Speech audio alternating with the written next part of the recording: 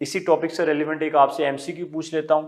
अगर हमारे पास करंट की वैल्यू है students 2.5 plus minus 0.05 milliampere और रेजिस्टेंस की हमारे पास वैल्यू है 4.7 प्लस माइनस 2% ओहम, तो स्टूडेंट आपने ये बताना है कि पावर में परसेंटेज अनसर्टेनिटी क्या होगी।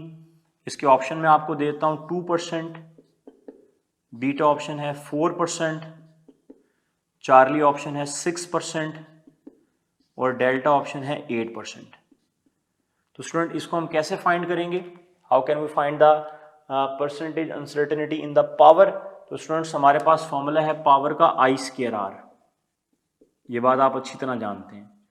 अगर आई और आर गिवन है तो अगर पावर में परसेंटेज अनसर्टेनिटी निकालनी है तो आई स्क्वायर आर, ये दोनों मल्टीप्लाई हो रहे हैं तो ये आई स्क्वायर के ऊपर पावर रूल लग जाएगा और ये साथ में आर की परसेंटेज अनसर्टेनिटी ऐड हो जाएगी, ये 2 पहले आ गया। अब स्टूडेंट यहाँ पर हमारे पास 2 आ जाएगा और आई में परसेंटेज अनसर्टेनिटी कैसे निकालेंगे, लीस्ट काउंट कितना है 0.05 और मेजरमेंट कितनी है 2.5 इंटू हमारे पास क्या आ जाएगा 100 आ जाएगा। तो स्टूडेंट जब मैं 100 को 0.5 से मल्टीप्लाई करूंगा 5 आएगा, 5 ओवर 2.5 2 आ जाएगा, 2 इंटू 2 4 आ जाएगा और आर में भी कितनी है, इसमें डायरेक्ट गिवन है 2, तो इस पूरी चीज का आंसर 2 आएगा, 2 2 से मल्टीप्लाई होकर 4 होगा, 4 प्लस 2 हमारे पास 6% आ जाएगा। तो यहाँ से हमारे पास जो पावर है उसमें परसेंटेज अनसर्टेनिटी आ जाएगी 6%, तो यहाँ पे राइट ऑप्शन हमारे पास आ जाएगा सी।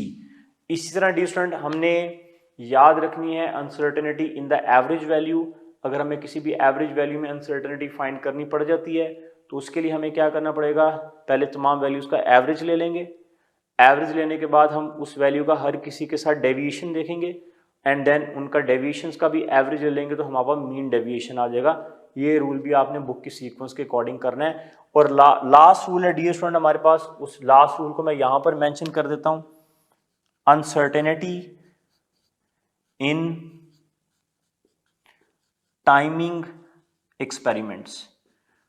टाइमिंग एक्सपेरिमेंट्स के अंदर अनसर्टेनिटी अगर आपने फाइंड करनी है अनसर्टेनिटी इन टाइम पीरियड, तो उसके लिए आपको अनसर्टेनिटी इन टाइम पीरियड के लिए आपको इस फॉर्मूले को ओबे करना है, total time over number of vibration plus minus least count over number of vibration.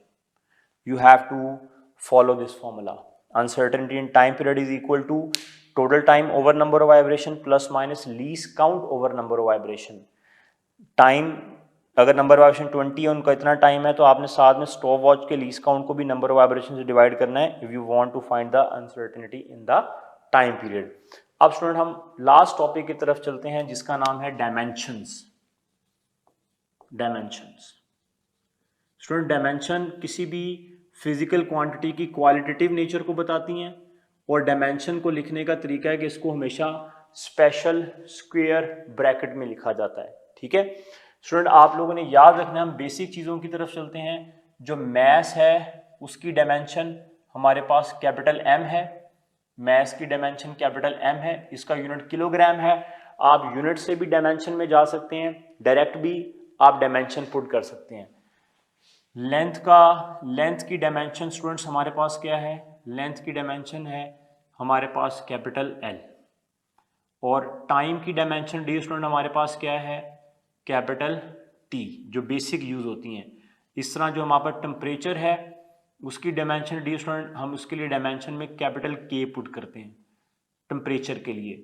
अगर हमारे पास करंट की बात हो तो करंट में हम डायमेंशन के लिए एम्पियर ए यूज करते हैं।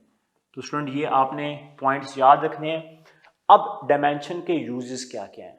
डायमेंशन के जरिए हम इक्वेशन की होमोजेनिटी चेक कर सकते हैं, करेक्टनेस ऑफ इक्वेशन, और डायमेंशन के जरिए हम एक फॉर्मूले को प्रूव कर सकते हैं। किसी भी फॉर्मूला अगर हम प्रूव करना चाहते हैं तो हम डायमेंशन के जरिए प्रूव कर सकते हैं। तो डायमेंशन के हमारे पास दो यूजेस हैं। Number 1 correctness of equation, correctness of equation, अगर हमने किसी भी इक्वेशन की करेक्टनेस चेक करनी है, होमोजेनिटी चेक करनी है, जिसको हम प्रिंसिपल ऑफ होमोजेनिटी का नाम देते हैं, प्रिंसिपल ऑफ होमोजेनिटी,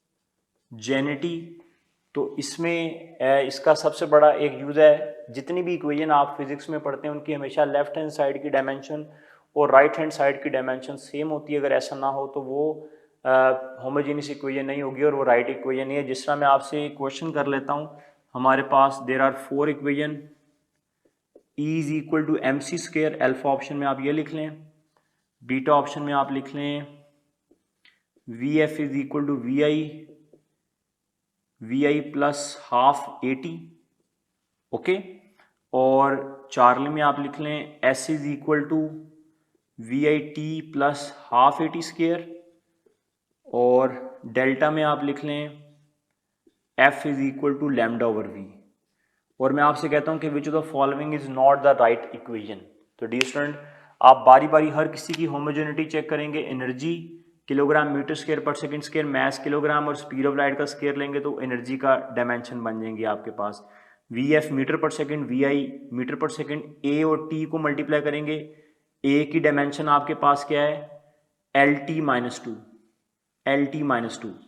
यूनिट क्या है, मीटर पर सेकंड स्क्वायर, मीटर की जगह एल आ जाएगा, सेकंड की जगह टी माइनस टू आ जाएगा। इस टी की डायमेंशन हमारे पास टाइम की सेकंड यूनिट है तो टी इसकी डायमेंशन आ जाएगी, तो ये भी एल टी माइनस वन बनेगा, ये भी एल टी माइनस वन और ये भी एल टी माइनस वन। इस तरह डिस्टेंस का यूनिट, अब मैं आपको एक शॉर्टकट बताता हूँ। ये डिस्टेंस है जिसका यूनिट हमारे पास मीटर है, जिसकी डायमेंशन एल होगी। आप वी आई टी की डायमेंशन निकालें, ये भी एल आएगी, हाफ ए टी स्क्वायर की निकालें, ये भी एल आएगी। अगर मैं आपसे पूछूं what is the dimension of half A T square, तो आपने याद रखना जो इसकी डायमेंशन है वही इस तरफ वाली चीज की डायमेंशन है। ये एक शॉर्टकट तरीका है हाफ ए टी स्क्वायर की डायमेंशन निकालने का, ठीक है। जिस तरह स्टूडेंट मैं आपसे कह सकता हूँ, लेट अस सपोज मैं आपसे कहता हूँ बताएं जी 1/2 pi under root L C की डायमेंशन क्या होगी। तो आपने पढ़ा हुआ है कि ये फ्रीक्वेंसी के इक्वल है, तो इसकी वही डायमेंशन होगी जो किसकी होगी, फ्रीक्वेंसी की होगी। और फ्रीक्वेंसी का यूनिट क्या है, पर सेकंड, तो उसकी डायमेंशन क्या होगी, टी माइनस वन। ये एक शॉर्टकट तरीका है जिससे आप एक बड़े फॉर्मूले की डायमेंशन इजीली फाइंड कर सकते हैं।